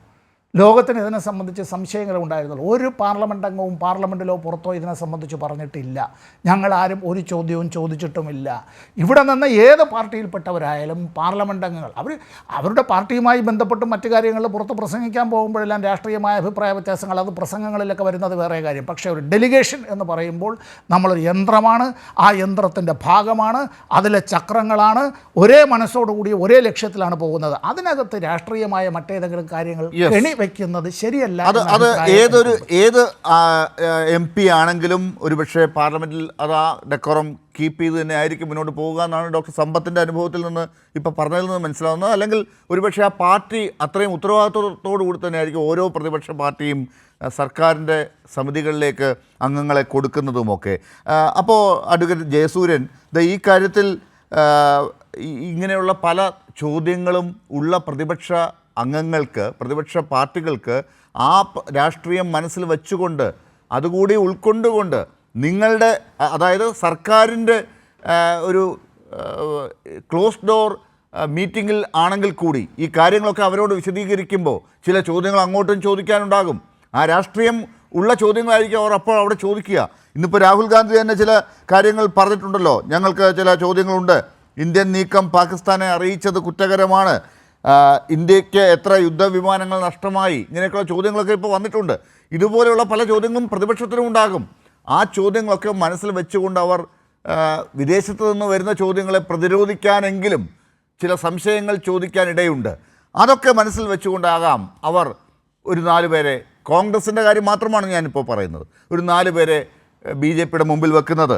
അത് വേണ്ട, കോൺഗ്രസിൻ്റെ ഔദ്യോഗിക പട്ടിക വേണ്ട, ആ അനുമതി ഇല്ലാത്തൊരു തരൂരിനെ തന്നെ നമുക്ക് കൊണ്ടുപോകാം എന്ന് പറയുമ്പോൾ അതിനകത്ത് രാഷ്ട്രീയം കാണില്ലേ?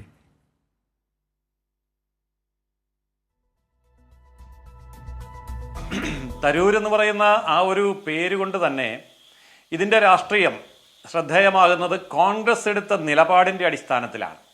ഇതിൽ ഗവൺമെൻറ് അല്ല രാഷ്ട്രീയം കലർത്തുന്നതും രാഷ്ട്രീയം പറയുന്നതും കോൺഗ്രസ്സാണ്. കോൺഗ്രസ്സിന് ഇത്തരം കാര്യങ്ങൾ ചർച്ച ചെയ്യാൻ അവസരം കിട്ടുമായിരുന്നു. അതായത് ഡെലിഗേഷൻ പോയി വന്നതിന് ശേഷം ശക്തമായിട്ട് കോൺഗ്രസ്സിന് പറയാം, ഞങ്ങളുടെ നിർദ്ദേശങ്ങൾ തള്ളിക്കളഞ്ഞത് ശരിയായില്ല, അതിൽ രാഷ്ട്രീയമുണ്ട് എന്നൊക്കെ പറയാം. അത് പറയേണ്ടത് ആ സമയത്താണ്. നേരെ മറിച്ച് ഈ ഡെലിഗേഷന്റെ തുടക്കത്തിൽ തന്നെ ഇത്തരത്തിലുള്ള ഒരു എതിർസ്വരം ഉയർത്തുമ്പോൾ ഒരു പ്രതിപക്ഷ പാർട്ടി എന്നുള്ള നിലയിൽ മാത്രമല്ല, ഒരു രാഷ്ട്രീയ പാർട്ടി എന്നുള്ള നിലയിൽ പോലും പാലിക്കേണ്ട അടിസ്ഥാന മര്യാദ പാലിക്കാൻ കോൺഗ്രസിന് കഴിയാതെ പോയി എന്നുള്ളത് വ്യക്തമാവുകയാണ്. അപ്പോൾ കോൺഗ്രസിന്റെ പാപ്പരത്വമാണ്, കോൺഗ്രസിന്റെ ദൗർബല്യമാണ് അവിടെ വ്യക്തമാകുന്നത്. നമുക്ക് കാര്യങ്ങൾ തുറന്നു പറയാനുള്ള വിശാലമായ ജനാധിപത്യമുള്ള രാജ്യമാണ്. ഇവിടെ പാർലമെന്റിനകത്തും പറയാം, പുറത്തും പറയാം. പാർലമെന്റ് കൂടുമ്പോൾ വളരെ വിശദമായിട്ട് പറയാം, പുറത്ത് അതിനേക്കാൾ വിശദമായിട്ട് പറയാം. പക്ഷെ ഇപ്പോൾ ഇതൊന്നും ചർച്ച ചെയ്യേണ്ട വിഷയമല്ല. പറയേണ്ട സമയത്ത് പറയണം. പക്ഷേ അതിന് പകരം ഈ സമയത്ത് അതിനെ രാഷ്ട്രീയമായിട്ടുള്ള ഒരു പശ്ചാത്തലത്തിലേക്ക് കൊണ്ടുവന്ന് ഒരു രാഷ്ട്രീയ പടംവലികളും അതിനുള്ള ആരോപണ പ്രത്യാരോപണങ്ങളായിട്ട് മാറുമ്പോൾ കോൺഗ്രസ് എന്ന് പറയുന്ന പാർട്ടിയുടെ മൊറയിലാണ് തകർന്നു പോകുന്നത്, അതിന്റെ നിലവാരമാണ് തകർന്നു പോകുന്നത്. കോൺഗ്രസ് പാർട്ടിയുടെ നേതൃത്വമാണ് ഇവിടെ പാപ്പരായിക്കൊണ്ടിരിക്കുന്നത്. അപ്പോൾ ശരിക്കും പറഞ്ഞാൽ കോൺഗ്രസ് ഇവിടെ ഇപ്പോൾ രാഷ്ട്രീയം പറയേണ്ട സമയമല്ല. അവിടെ രാഷ്ട്രത്തിന്റെ, ദേശത്തിന്റെ പൊതുവായ വികാരത്തെ പ്രതിനിധാനം ചെയ്യുന്ന പ്രതിനിധികളെ സന്തോഷപൂർവ്വം ആത്മവിശ്വാസത്തോടു കൂടി ലോകരാജ്യങ്ങൾക്ക് മുമ്പിലേക്ക് യാത്ര അയക്കേണ്ട ചുമതലയാണ്. അല്ല, അങ്ങനെ ഒരു സന്തോഷത്തോടുകൂടി യാത്ര അയക്കാതെ ഇപ്പോൾ കല്യാണ പരിപാടിയൊന്നും അല്ലല്ലോ. നമ്മുടെ രാജ്യത്തിന്റെ ഏറ്റവും പ്രധാനപ്പെട്ട ഒരു സാഹചര്യമാണ് അത്. രാജ്യത്തെ എല്ലാ പ്രതിപക്ഷ പാർട്ടികളും ഉൾപ്പെടെ മനസ്സിലാക്കുന്ന ഒരു കാര്യമാണ്. അത് ഞങ്ങൾക്ക് മാത്രമേ അറിയൂ, ഞങ്ങൾക്ക് മാത്രമേ രാജ്യസ്നേഹമുള്ളൂ എന്നൊക്കെ വിചാരിക്കുകയും മുൻകാലങ്ങളിലുള്ള കീഴ്വഴക്കങ്ങളൊക്കെ അട്ടിമറിച്ചുകൊണ്ട് ഞങ്ങൾ ഇപ്പോൾ ചില ആളുകളെ തിരഞ്ഞെടുത്ത് അങ്ങ് അയക്കുകയാണ്, ചില കാര്യങ്ങൾ അവരോട് പോലും ബ്രീഫ് ചെയ്യാൻ സമയമായിട്ടില്ല എന്നൊക്കെ പറയുമ്പോൾ പാർലമെൻറ്റ് കൂടിയിട്ടില്ല, അങ്ങനെ ഒരു ആവശ്യം പോലും വരുന്നുണ്ട്. അപ്പോൾ അതൊക്കെ ചെയ്യാതെ മുന്നോട്ട് പോകുമ്പോൾ ഈ സംശയം കൂടിക്കൂടി വരില്ലേ?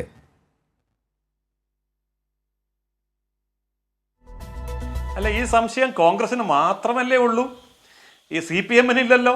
ഉണ്ട്, ഉണ്ട്, അവർക്കും സംശയമുണ്ട്. പക്ഷേ ഒറ്റക്കെട്ടായി വിദേശത്ത് ഞാൻ ചോദിക്കട്ടെ, ഡോക്ടർ സമ്പത്ത് നിങ്ങൾക്ക് സംശയമൊന്നുമില്ലേ? അല്ല ഞാൻ CPM-ൻ്റെ സംശയത്തിൻ്റെ ഇരിക്കട്ടെ. ഞാൻ എൻ്റെ അനുഭവത്തിൽ നിന്ന് ഞാൻ അഡ്വക്കേറ്റ് ജയസൂര്യനോട് ഒരു കാര്യം പങ്കുവയ്ക്കാം. ഒന്നാം മോദി സർക്കാരിൻ്റെ കാലത്ത് 15-ാം ലോക്സഭ, അപ്പോൾ പിന്നെ അത് കഴിഞ്ഞ് 16-ാം ലോക്സഭ, ഒന്നാം മോദി സർക്കാരിൻ്റെ കാലം അത് 16-ാം ലോക്സഭയാണ്, 15-ാം ലോക്സഭ 2ാം UPA ഗവൺമെൻറ് കാലമാണ്, ഇപ്പോൾ 18-ാം ലോക്സഭയാണല്ലോ. ജയസൂര്യനും അതുപോലെ ശ്രീ പുടിപ്പാറയ്ക്ക് നന്നായി ഓർമ്മയുണ്ടാവും. സുരേഷ് പ്രഭുവിനെ ഓർമ്മയുണ്ടല്ലോ. സുരേഷ് പ്രഭുവിനെ ശ്രീ വാജ്പേയിയുടെ ഗവൺമെൻറ്റിൻ്റെ കാലത്ത് അദ്ദേഹം ശിവസേന സഖ്യകക്ഷിയായിരുന്നു, അദ്ദേഹം യൂണിയൻ ക്യാബിനറ്റ് മന്ത്രിയായിരുന്നു. നരേന്ദ്രമോദിയുടെ ഒന്നാം സർക്കാരിൻ്റെ കാലത്ത് റെയിൽവേ വകുപ്പ് മന്ത്രിയായി സുരേഷ് പ്രഭുവിനെ നിയമിച്ചു. സുരേഷ് പ്രഭുവിനെ റെയിൽവേ വകുപ്പ് മന്ത്രിയായി നിയമിക്കുമ്പോൾ സുരേഷ് പ്രഭു ശിവസേനയുടെ നേതാവ് കൂടിയാണ്. ശിവസേന എന്ന പാർട്ടി, ആ പാർട്ടി സഖ്യകക്ഷിയായിരിക്കുന്ന പാർട്ടി അവരോട് ആലോചിക്കാതെ, അവരുടെ അനുമതിയില്ലാതെ, അവർ നിയോഗിക്കാതെ സുരേഷ് പ്രഭുവിനെ ആ ക്യാബിനറ്റിൽ റെയിൽവേ മന്ത്രിയായി നിയമിച്ചു. അങ്ങനെ പിന്നീട് എന്തായി? ശിവസേനയെ പിളർപ്പിലേക്ക് കൊണ്ടെത്തിക്കുന്നതിൻ്റേതായിട്ടുള്ള ആദ്യത്തെ ഉളി അവിടെ തന്നെ അടിച്ചു കയറ്റി എന്നതാണ് രാഷ്ട്രീയത്തിൻ്റെ പദപ്രയോഗം. ഇത് മുൻകൂട്ടി ഒന്നും കാണാതെയാണ് എന്ന് ഞാൻ വിശ്വസിക്കണം എന്ന് അങ്ങ് പറഞ്ഞാൽ അങ്ങ് അതുകൊണ്ട് ആശ്വസിക്കുക, ഞാൻ അതുകൊണ്ട് ആശ്വസിക്കുക. അത് പൊടിപ്പാറ തന്നെ പറയുന്നുണ്ടായിരുന്നു, ഈ പുരയ്ക്ക് മീതെ ഇങ്ങനെ ചാഞ്ഞു നിൽക്കുന്ന ഒരു മരം കണ്ടപ്പോൾ നിങ്ങൾ അതങ്ങ് വല്ലാതെ വലിച്ച് അങ്ങോട്ടൊക്കെ കെട്ടുകയോ ഒക്കെ ചെയ്യുന്നത് പോലെ അങ്ങനെയൊക്കെ തോന്നി പൊടിപ്പാറ പറയുന്നത് കേട്ടപ്പോൾ. ജയസൂര്യൻ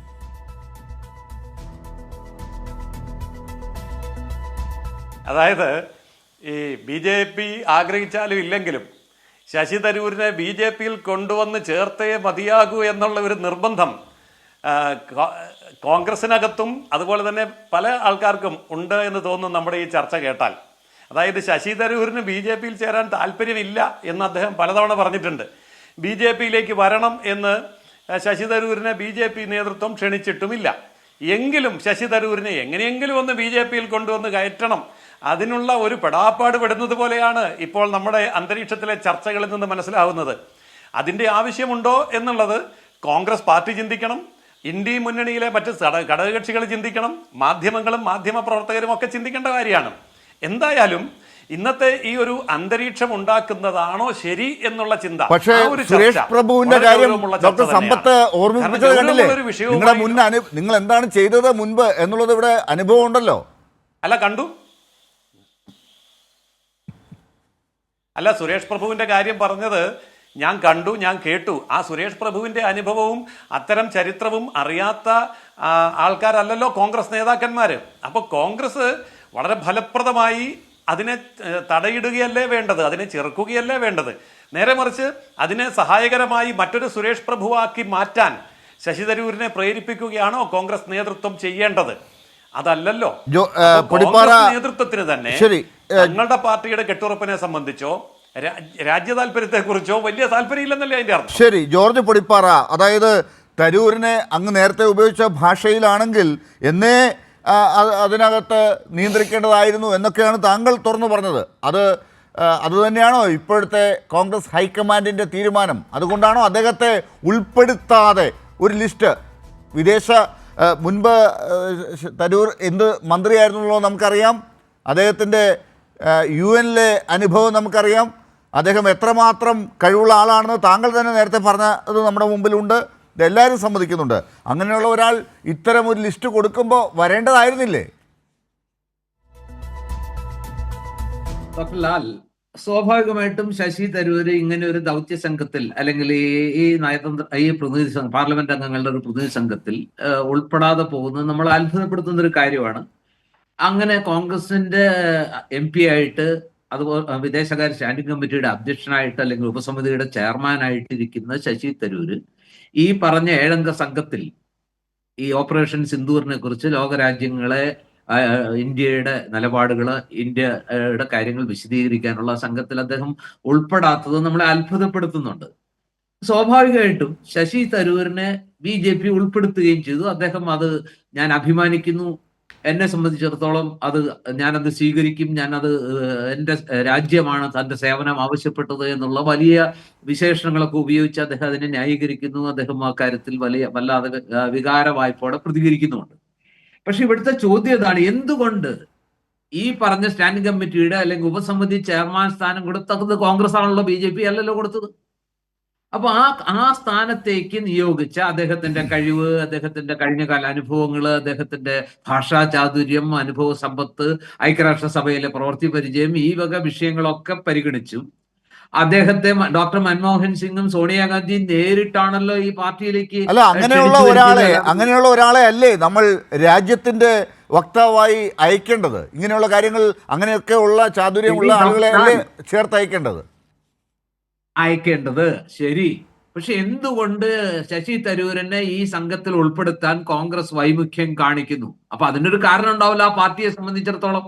അല്ല, അത് നമ്മൾ നോക്കണോ? ഇപ്പോൾ ഇത്തരം ഒരു ഘട്ടത്തിൽ കോൺഗ്രസിന്റെ ആഭ്യന്തര പ്രശ്നങ്ങളാണോ നമ്മൾ രാജ്യത്തിന്റെ ഒരു അവസരം വരുമ്പോൾ ഓർക്കേണ്ടത്? കോൺഗ്രസിന് എന്തെങ്കിലും പ്രശ്നമുണ്ടോ എന്നുള്ളതല്ലല്ലോ നോക്കേണ്ടത്. ഡോക്ടർ ലാൽ, അവിടുത്തെ ഒരു പ്രശ്നം എന്താന്ന് വെച്ചാൽ ശശി തരൂരിന്റെ പ്രസ്താവനകളിൽ ഏതെങ്കിലും ഒരു ഘട്ടത്തിൽ, ഇപ്പൊ ഈ ഓപ്പറേഷൻ സിന്ദൂറിന് ശേഷം ശശി തരൂർ നടത്തിയതെല്ലാം അദ്ദേഹത്തിന്റെ വ്യക്തിപരമായ പരാമർശങ്ങളും അദ്ദേഹത്തിന്റെ വ്യക്തിപരമായ കാഴ്ചപ്പാടുകളും അഭിപ്രായങ്ങളും ഒക്കെ തന്നെയാണ്. അതൊന്നും തെറ്റാണെന്നോ അല്ലെങ്കിൽ ശരിയല്ലെന്നോ ഒന്നും ഞാൻ പറയുന്നില്ല. പക്ഷെ അദ്ദേഹം പ്രതിദാനം ചെയ്യുന്ന ഒരു രാഷ്ട്രീയ പാർട്ടി, അത് ഇന്ത്യൻ നാഷണൽ കോൺഗ്രസ് ആണ്. ആ പാർട്ടി ഇന്ത്യയിലെ മുഖ്യ പ്രതിപക്ഷ കക്ഷിയാണ്. നാളെ ഈ BJPക്കെതിരെ ഇന്ത്യയിൽ ഏറ്റവും പ്രധാനമായിട്ട് പോരാടേണ്ട ഒരു രാഷ്ട്രീയ പ്രസ്ഥാനമാണ്. BJP ഓപ്പറേഷൻ സിന്ദൂറിനെ നാളത്തെ ഏറ്റവും വലിയ രാഷ്ട്രീയ ആയുധമായി ഉപയോഗിക്കുമ്പോൾ അതിനെതിരെ കോൺഗ്രസ് പറയുന്ന ഒരു നിലപാടുമായിട്ടും കോൺഗ്രസിന്റെ ഏറ്റവും വലിയ രാഷ്ട്രീയ മുഖങ്ങളിലൊന്നായ ശശി തരൂർ യോജിക്കാതിരിക്കുമ്പോൾ കോൺഗ്രസ് എത്രയൊക്കെ ആർഗ്യുമെന്റ്സ് മുന്നോട്ട് വെച്ചാലും BJP അതിനെ തടയാൻ ഉപയോഗിക്കുന്ന അതൊന്നും ഈ ഘട്ടത്തിലല്ല പറയേണ്ടത് എന്നാണ് തരൂർ ഉൾപ്പെടെ പറയുന്നത്. കോൺഗ്രസ് പക്ഷേ ഈ കാര്യത്തിൽ ഒരല്പം ഇടുങ്ങിയ രീതിയിൽ ചിന്തിക്കുന്നു എന്ന് സംശയമുണ്ട് താങ്കൾ ഇത് പറയുമ്പോൾ. പക്ഷേ ഈ കോൺഗ്രസ് ശുപാർശ ചെയ്ത ഒരു പേര് പോലും ഈ വിദേശത്തേക്ക് ആ പര്യടനത്തിന് വേണ്ടി അയക്കാൻ കൊള്ളുന്നതല്ല എന്നാണ് ഇപ്പോൾ BJP കണ്ടെത്തിയിരിക്കുന്നത്, അല്ല കേന്ദ്ര സർക്കാർ കണ്ടെത്തിയിരിക്കുന്നത്. അല്ല, ഇതിനകത്ത് ഡോക്ടർ ലാൽ ഒരു കാര്യം ചിന്തിക്കണ്ടേ? ഇത്തരത്തിലൊരു പ്രതിനിധി സംഘത്തെ തെരഞ്ഞെടുക്കുമ്പോൾ പാർട്ടികളുമായിട്ട് ആലോചിക്കണ്ടേ? കിരൺ റിജു ഏകപക്ഷീയമായിട്ട് അങ്ങ് പ്രഖ്യാപിക്കുകയാണോ ചെയ്യേണ്ടത്? ഈ കോൺഗ്രസ് പാർട്ടിയോട് ആലോചിക്കണ്ടേ? ആ പാർട്ടിയിൽ നിന്ന് ആളുകളെ നിയോഗിക്കണമെന്ന് ആവശ്യപ്പെടേണ്ട ആ പാർട്ടിക്ക് ഇതിനകത്ത് ഒരു റോളും ഇല്ലേ? ഗവൺമെന്റ് തെരഞ്ഞെടുത്തിട്ട് ആ ഗവൺമെന്റ് തെരഞ്ഞെടുക്കുന്ന ആളുകളെ മാത്രം അയക്കാനാണെങ്കിൽ ഒരു രാഷ്ട്രീയ പാർട്ടിയിൽ നിന്ന് തെരഞ്ഞെടുക്കുന്നു എന്ന് പറയുന്നതിൽ എന്താ അർത്ഥമുള്ളത്? അവർക്ക് ഒരു സേയും ഇല്ല. അങ്ങനെയാണെങ്കിൽ ഞാൻ ചോദിക്കട്ടെ, ഇന്ത്യയുടെ താല്പര്യങ്ങൾ ഏറ്റവും പ്രകടമാക്കി അന്താരാഷ്ട്ര വേദിയിൽ അവതരിപ്പിക്കാനാണ് ഏറ്റവും പ്രധാനപ്പെട്ട കാര്യമെങ്കിൽ എന്തുകൊണ്ട് പ്രതിപക്ഷ നേതാവ് ഈ സംഘത്തിൽ ഉൾപ്പെടുത്തിയില്ല BJP? അദ്ദേഹത്തിന്റെ അയോഗ്യത എന്താ? പക്ഷേ ഈ കാര്യത്തിൽ കോൺഗ്രസിനകത്തുള്ള ചില പ്രശ്നങ്ങൾ മറ്റുള്ളവർ മുതലാക്കിയിട്ടുണ്ടോ എന്നുള്ളത് രണ്ടാമത്തെ കാര്യം. പക്ഷെ ആ പ്രശ്നം ഉണ്ടാക്കി വെച്ചിട്ടുണ്ട്. കോൺഗ്രസിനകത്ത് ഒരു കൺഫ്യൂഷൻ സൃഷ്ടിക്കാൻ BJP ആഗ്രഹിക്കുന്നുണ്ട്. അതിന് ഏറ്റവും നല്ല കാര്യം ഇപ്പൊ ശശി തരൂരിനെ ഉപയോഗിച്ചൊരു വലിയ വിവാദം സൃഷ്ടിക്കുകയാണ്. അങ്ങനെ കോൺഗ്രസിനകത്ത് വലിയൊരു ആഭ്യന്തര അന്തഛിദ്രമുണ്ട് എന്ന് സ്ഥാപിക്കാൻ BJPക്ക് വളരെ ഈ പക്ഷെ BJP തീരുമാനിച്ച ശശി തരൂരിനെ AIC അല്ലെങ്കിൽ ഹൈക്കമാൻഡ് ഇപ്പോഴും ഇങ്ങനൊരു തീരുമാനത്തിൽ നിൽക്കുമ്പോഴും KPCC കൈയടിച്ചിട്ടുണ്ട് അക്കാര്യത്തിൽ. അതാണ് മനസ്സിലാകാത്തത്. അത് കേരളത്തിൽ നിന്നുള്ള കോൺഗ്രസ് നേതാവിനെ അമേരിക്ക അല്ലെങ്കിൽ UK പോലുള്ള ഏറ്റവും വലിയ പ്രധാന രാജ്യങ്ങളിലേക്കുള്ള ഇന്ത്യൻ നിലപാടുകൾ അറിയിക്കാനുള്ള പ്രതിനിധി സംഘത്തിന്റെ തലവനാക്കി മാറ്റുമ്പോൾ അതില് കോൺഗ്രസിലെ, അതായത് കേരളത്തിലെ കോൺഗ്രസ്സുകാര് കാര്യങ്ങൾ AICC എങ്ങനെ ചിന്തിക്കുന്നു എന്ന് അറിയുന്നതിന് മുമ്പ് അഭിനന്ദിച്ചു പോകും. കാര്യം അതിൽ വെച്ച ബഹുമതിയാണ്. ഞാനും ആ കാര്യത്തിൽ ആദ്യം വളരെ സന്തോഷിച്ച ഒരാളാണ്. പക്ഷെ ഇതിന്റെ പിന്നിലുള്ള ഒരു രാഷ്ട്രീയ കൗശലം ചിന്തിക്കുമ്പോൾ ഇപ്പൊ കോൺഗ്രസ് നിയോഗിച്ച 4 പേരും രാജ്യവിരുദ്ധരാണ്, ഒരു വഹയ്ക്ക് കൊള്ളാത്തവരാണ്. ഗൗരവ് ഗൊഗോയ് പാർലമെന്റിലെ ഉപനേതാവാണ് കോൺഗ്രസ് പാർട്ടിയുടെ, ലോക്സഭയിലെ. ആ ഉപനേതാവിന് പാകിസ്ഥാനുമായിട്ട് അവിശുദ്ധമായ അല്ലെങ്കിൽ അദ്ദേഹത്തിന്റെ ബന്ധങ്ങളിൽ സംശയം പ്രകടിപ്പിക്കുകയാണ് BJP. അത് ഇപ്പോ കോൺഗ്രസ് ആ പേര് നിർദ്ദേശിച്ചപ്പോ. അതുവരെയില്ല. ഉപനേതാവായിരുന്ന സമയത്ത് ഇല്ലാത്ത ആരോപണങ്ങളാണ് ഇപ്പൊ ആസാം മുഖ്യമന്ത്രി ഉന്നയിക്കുന്നത്. അത് ഏറ്റുപിടിക്കുന്നുണ്ട് BJP. ഇങ്ങനെയാണ് ചെയ്യേണ്ടത്. അതുപോലെ കർണാടകയിൽ നിന്നുള്ള MP പേരിൽ കോൺഗ്രസ് നിയോഗിക്കുന്ന 4 പേരുടെയും ആനന്ദ് ശർമ്മ എന്താ അദ്ദേഹം പോരാത്തൊരു പുള്ളിയാണോ? ഡോക്ടർ സമ്പത്ത്, ഒരുപക്ഷെ അഡ്വക്കേറ്റ് ജയസൂര്യൻ അത്തരം ചോദ്യങ്ങളിൽ നിന്ന് അല്പം രക്ഷപ്പെട്ടു പോകുന്നുണ്ട്. താങ്കൾ നേരത്തെ ഉയർത്തിയ കാര്യങ്ങളുണ്ട്. ഇപ്പോൾ പറഞ്ഞ പാർട്ടികളോട് ചോദിക്കാതെ ഒരു തരത്തിലും ആശയവിനിമയം നടത്താതെ തന്നെ മുന്നോട്ട് പോകുന്നു എന്നൊക്കെ പറയുന്നത്, അത്തരം കാര്യങ്ങൾ BJP ഇപ്പോൾ പ്രതികരിക്കാതെ പോകുന്നത് രാജ്യസ്നേഹത്തിൻ്റെ പേരിലാണ്.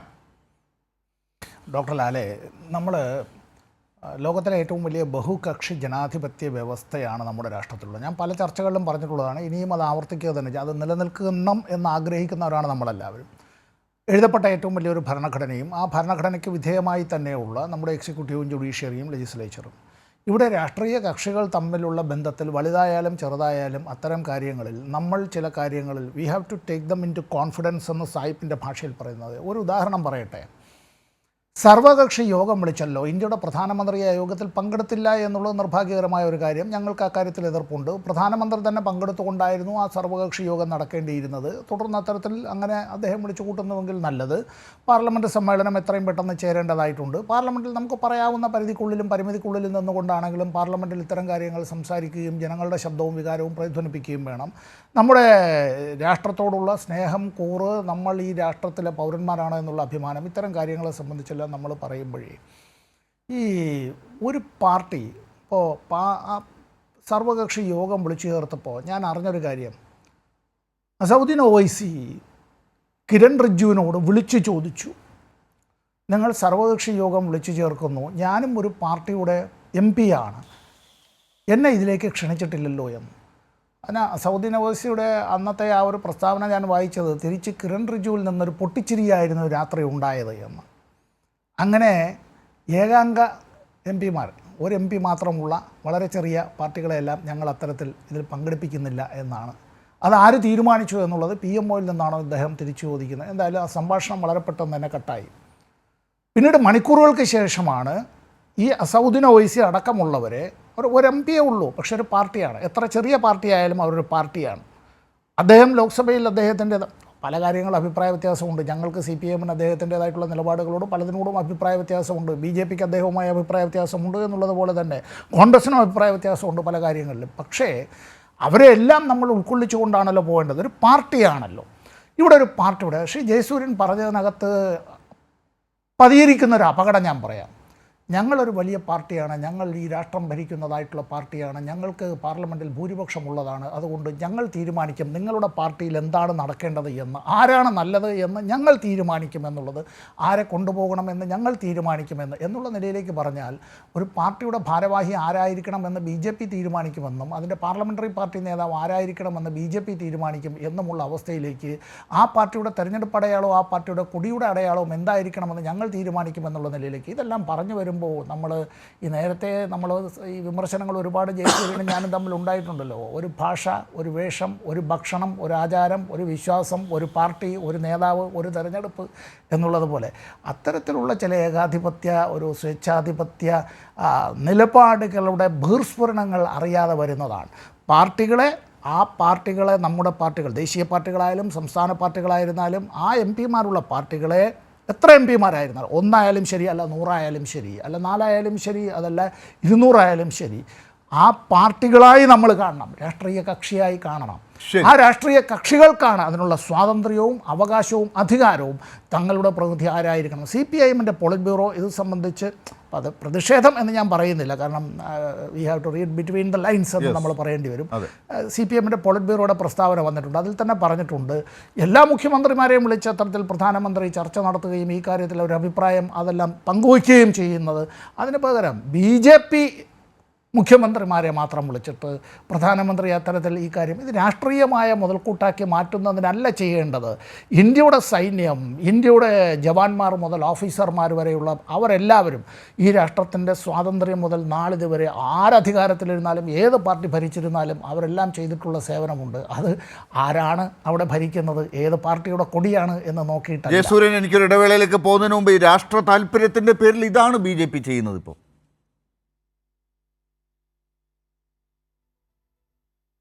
രാഷ്ട്രീയം എന്നുള്ളത് രണ്ടാമതും രാഷ്ട്രം എന്നുള്ളത് ഒന്നാമതും നിർത്തേണ്ട സന്ദർഭങ്ങളിൽ നമ്മൾ രാഷ്ട്രീയ ചർച്ചയല്ല നടത്തേണ്ടത്. ഇതാണ് ഗവൺമെന്റിന്റെ, ഇതാണ് BJP-യുടെ നിലപാട്. രാഷ്ട്രീയം നമുക്ക് ചർച്ച ചെയ്യാൻ നിരവധി അവസരങ്ങളുണ്ട്. ഈ അവസരത്തിലല്ല നമ്മൾ രാഷ്ട്രീയം ചർച്ച ചെയ്യേണ്ടത്. അത് ഈ അങ്ങനെ ഒരു ചർച്ച ചെയ്യുന്നില്ലല്ലോ. പക്ഷേ പ്രതിപക്ഷ പാർട്ടികളെ മുഴുവൻ അങ്ങനെ BJP-യുടെ നിറമടിച്ച് മാറ്റാൻ പറ്റുമോ ഈ സമയത്ത്?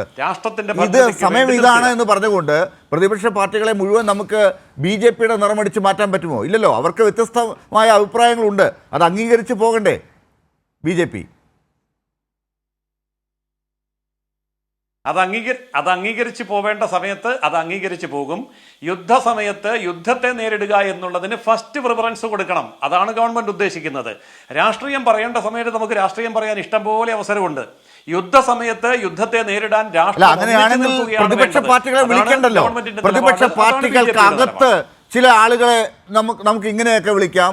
അത് നിങ്ങൾ പറയുന്നത് പോലെ ആയിരിക്കുമെന്ന് കോൺഗ്രസിനെ ഉദ്ദേശിച്ച് നിങ്ങൾ തരൂരിൻ്റെ കാര്യത്തിൽ നിലപാടെടുക്കുമ്പോഴാണ് അത് തുറന്നു പറയുകയും ചെയ്യുന്നുണ്ട് പലപ്പോഴും. അതാണ് പ്രശ്നം. അത് തരൂരിന്റെ കാര്യത്തിലോ കോൺഗ്രസിന്റെ കാര്യത്തിലോ മറ്റേതെങ്കിലും രാഷ്ട്രീയ പാർട്ടിയുടെ കാര്യത്തിലോ അല്ല. ഇവിടെ രാഷ്ട്രീയ പാർട്ടികളേ ഇല്ല. ഇവിടെ രാഷ്ട്രം മാത്രമേ ഉള്ളൂ. തിരിച്ചു വന്നു കഴിഞ്ഞ് പാർലമെന്റ് കൂടി നമുക്ക് ഇഷ്ടം പോലെ രാഷ്ട്രീയം പറയാം. അതുകൊണ്ട് ഇപ്പോൾ ഇത് രാഷ്ട്രീയ ചർച്ചയ്ക്കുള്ള വേദിയല്ല. തിരിച്ചു വരുമ്പോൾ മാത്രമേ പാർലമെന്റ് കൂടേണ്ടതുള്ളൂ എന്നത് അതാണ് പ്രശ്നം. ഇപ്പോൾ പറയേണ്ട കാര്യങ്ങൾ ഇത് പാർലമെന്റിൽ പറയേണ്ടത് നിങ്ങൾക്ക് പറയാം, അല്ലെങ്കിൽ പാർലമെന്റിനകത്ത് പറയാം. ഇതിൽ ചില കാര്യങ്ങൾ നിങ്ങളോട് ഇപ്പോൾ പറയേണ്ടതല്ല, പബ്ലിക്കായി പറയാൻ പറ്റുന്നതല്ല. അത് നിങ്ങളുടെ തന്നെ സമിതി അംഗങ്ങളെ ഉൾപ്പെടുത്തിക്കൊണ്ടുള്ള സമിതിയിൽ ഞങ്ങൾ വിശദീകരിച്ചിട്ടുണ്ട് എന്ന് പാർലമെന്റിനോട് പറയാമല്ലോ.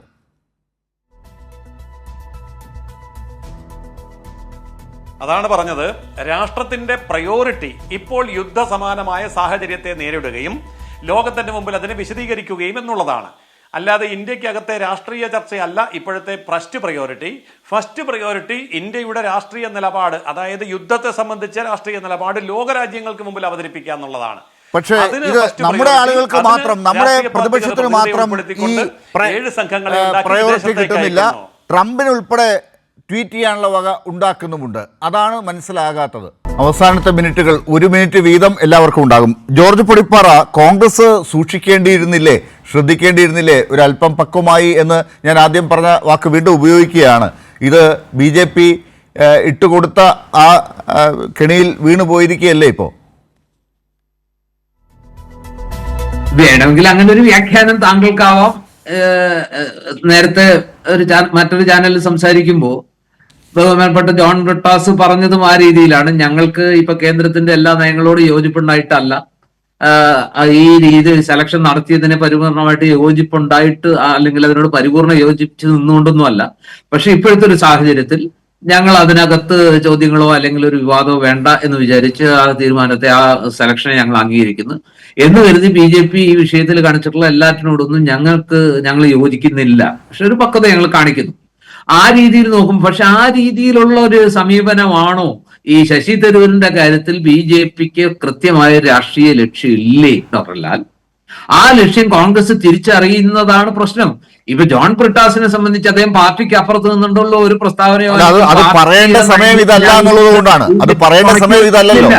അത് പറയേണ്ട സമയം ഇതാണോ എന്നാണ് ചോദ്യം. കാര്യത്തിലുള്ള ഒരു വിഷയം ജോൺ ബ്രിട്ടാസിന്റെ കാര്യത്തിൽ ഉണ്ടാവുന്നില്ല. ബ്രിട്ടാസിന്റെ കാര്യത്തിൽ CPM-ന് അങ്ങനെ ഒരു വികാരം ഉണ്ടാവേണ്ട കാര്യമില്ല. പക്ഷെ ശശി തരൂരിന്റെ കാര്യത്തിൽ BJPക്ക് ഒരു രാഷ്ട്രീയം ഉള്ളത് കൊണ്ട് ഇപ്പൊ സാൽമൻ ഖുർഷിദ് പറഞ്ഞു പാർട്ടിയാണ് തീരുമാനിക്കേണ്ടത്, പാർട്ടിയുടെ ഇവര് ക്ഷണിച്ച ആളല്ലേ, ഇവര് സെലക്ട് ചെയ്ത ഒരാൾ ഇന്നിപ്പോ പറഞ്ഞിരിക്കുന്നു. സാൽമൻ ഖുർഷിദ് കൃത്യമായി പറഞ്ഞിരിക്കുന്നു പാർട്ടിയാണ് പ്രതിനിധി സംഘത്തിൽ ആര് വേണം, ആ ക്ഷണം നിരാകരിക്കുന്നു എന്ന് സാൽമൻ ഖുർഷിദ് പറഞ്ഞു. പക്ഷേ എത്രയോ എക്സ്പീരിയൻസ്ഡ് ആയിട്ടുള്ള ആളാണ്. പക്ഷെ ശശി തരൂർ പറയുന്നു ഞാനൊരു ബഹുമതിയായിട്ട്. ഇവിടെയാണ് ഈ ആറ്റിറ്റ്യൂഡിന്റെയും അപ്രോച്ചിന്റെയും രാഷ്ട്രമാണ് രാഷ്ട്രീയമല്ല വലുത് എന്ന് പറയുമ്പോൾ തന്നെ താനാക്കിയ രാഷ്ട്രീയ പാർട്ടിയോടും അതിന്റെ നിലപാടുകളോടും ആ പാർട്ടിയിൽ അംഗമായിരിക്കുന്നിടത്തോളം കാലം ആ വ്യക്തിക്ക് ചില കമ്മിറ്റ്മെന്റ്സ് വേണം. അഡ്വക്കേറ്റ് ജയസൂര്യൻ, എന്തൊക്കെ നിങ്ങൾ പറഞ്ഞാലും രാഷ്ട്ര താല്പര്യമാണ് മുമ്പിൽ നിന്ന് നിർത്തുന്നത് എന്ന് പറയുമ്പോഴും ഈ സമയത്ത് ഇതൊന്നും പ്രതിപക്ഷം പറയരുത് എന്നൊക്കെ പറയുമ്പോഴും നിങ്ങൾ കാണിക്കുന്നത് മുഴുവൻ ഈ പറയുന്ന കക്ഷി രാഷ്ട്രീയത്തിന്റെ ഉപയോഗപ്പെടുത്തലാണ്.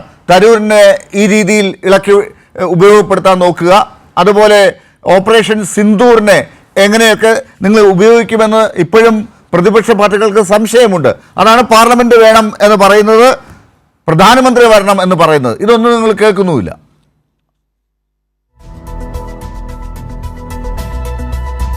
ശശി തരൂരിനെ സംബന്ധിച്ചിടത്തോളം അദ്ദേഹം ആപ്റ്റായിട്ടുള്ള വ്യക്തിയാണ് എന്ന് എല്ലാ പ്രതിപക്ഷ പാർട്ടികളും ഒരുപോലെ പറയുന്നു.